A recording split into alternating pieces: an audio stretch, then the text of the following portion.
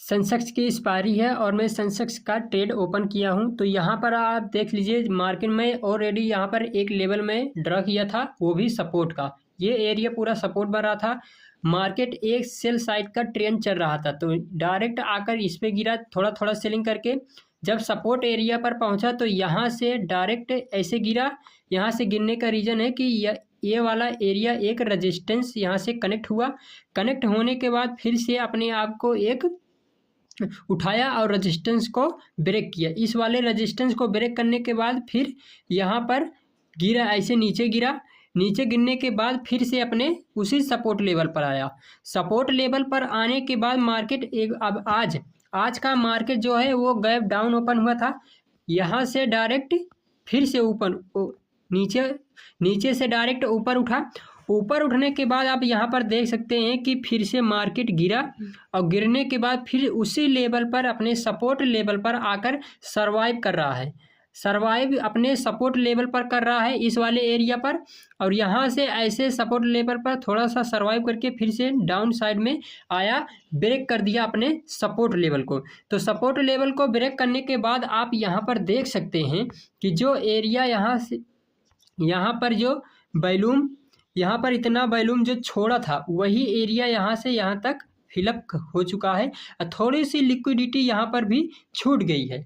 अब अगर जहाँ ये लिक्विडिटी छोड़ दिया है इस वाले एरिया पर, अगर जहाँ देख सकते हैं कि ये लिक्विडिटी अगर यहाँ छोड़ा है तो धीरे से यहाँ से पुल बैक ले रहा है। पुल बैक लेने के बाद फिर से ऐसे ये गिरेगा। और आपका अगर जहाँ ट्रेड लगने का रीज़न है कि अगर यहाँ ट्रेड लगा रहे हो तो इस वाले रीजन पर लगाना। यहाँ पर मैं यहाँ पर थोड़ा सा क्लियर कर देता हूँ।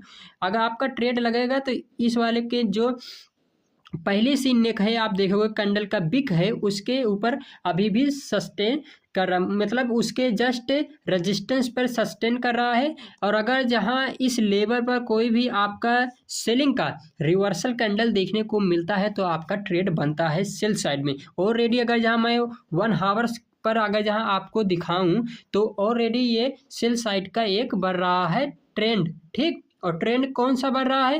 ट्रेंड ऑलरेडी ये बन रहा है सेलिंग का ट्रेड बन रहा है, क्योंकि ऑलरेडी मार्केट यहाँ से यहाँ तक उठ गया है। उठने के बाद अब मार्केट डाउन साइड में अपने आप को ले रही है। तो यहाँ पर मैं 5 मिनट के टाइम फ्रेम पर आता हूँ, 1 आवर्स पर आप देख लिए। और यही रीज़न है कि मार्केट सबसे पहले अगर जहाँ सेल हो रहा है तो मार्केट ऐसे आएगा, फिर से गिरेगा, फिर से उठेगा, फिर से उठेगा, फिर से गिरेगा, फिर से उठेगा, फिर से गिरेगा, फिर से उठेगा, फिर से गिरेगा। और यही वाला एकदम कनेक्टिविटी ऐसे चलती है और यहाँ से भी ऐसे कनेक्टिव चलती है। तो अगर जहाँ आप ट्रेड लगाना है तो आपको ट्रेड सिर्फ सेल साइड में ही लगाना है, वो भी नेक पर। जैसे यहाँ पर आप देख सकते हो ये वाला नेक, अगर जहाँ मार्केट गिर रहा है ऐसे नेक बना, यहाँ से इस वाले नेक पर लगाना है। फिर से मार्केट ऐसे गिरा, फिर से मार्केट उठा, उठने के बाद फिर से इस वाले नेक पर लगाना है। फिर से मार्केट गिरने के बाद उठा, फिर से इस वाले नेक पर आपको ट्रेड लगाना है। तो आप देख लीजिए नेक पर कोई भी रिवर्सल कैंडल अगर जहाँ सेल साइड का आपका बनता है तो आप ट्रेड लगा सकते हो।